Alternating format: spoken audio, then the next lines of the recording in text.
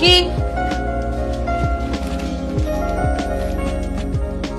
ওরা ওখানে ফষ্টি নষ্টি করছে আর তুমি এখানে দাঁড়িয়ে চোখ সেঁকছো? হ্যাঁ, দিমাগ গেছে তোমার?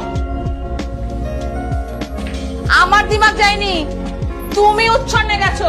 উচ্ছন্নে যেতে হলে না ধরি মাছ না ছুঁই পানি করতাম না, এই বাড়িতে বসে বসে চোখ সেঁকতাম না, ডাইরেক্ট তোর বাড়ি চলে যেতাম। ওর বাড়ি চলে যেতে ছুটিয়ে মুখ ভেঙে দেবো, চেনো আমাকে? নোংরা ভাষা বলা এত জমের মতো ঘুচিয়ে দেবো। ওই যত বিরক্ত বাড়িতে আমার বোন না কেন পাড়ায় যে এত নোংরামো ঘটছে সেগুলো কি বন্ধ করতে পারে না? সে তার ঘরে পুরুষ নিয়ে ফুর্তি করছে, তোমার ঘরে তো আসছে না। তোমার কোথায় চলছে শুনি? আরে বাবা, তার ঘর আর আমার ঘর তো একই পাড়ায় নাকি? ওই পাড়ায় যদি নোংরা জমে সেই নোংরার দুর্গন্ধে আমার বাড়ির পরিবেশও তো দূষিত হতে পারে নাকি? বাবা, ভাষার ছটা দেখো, পাড়ালির রচনা লিখছো নাকি? হ্যাঁ দেখো, ব্যাপারটাকে কিন্তু ফাজলামো মেরে উড়িয়ে দিও না, ব্যাপারটা কিন্তু সিরিয়াস।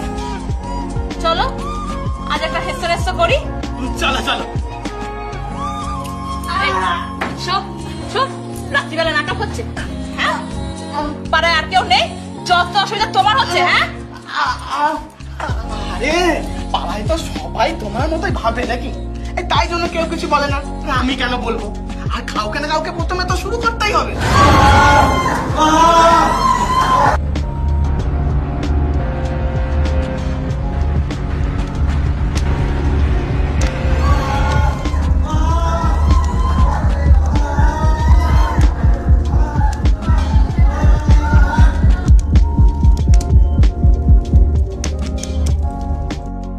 মানিকচক থানার অন্তর্গত মথুরাপুরের সুভাষ সরণি চলতি বছরের মার্চ মাসের ঘটনা।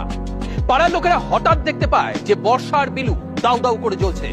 কিন্তু কি ঘটেছিল সেদিন দেখব আজকের পুলিশ পালসের এই পর্বে। প্রেম মানুষের মনে আশার বাসা বাঁধে, চোখে স্বপ্নের জাল বনে। আর সেই আশার স্বপ্ন যখন ভেঙে চুরমার হয়ে যায় তখন অনেকেই সে যন্ত্রণা সামলে নেয়।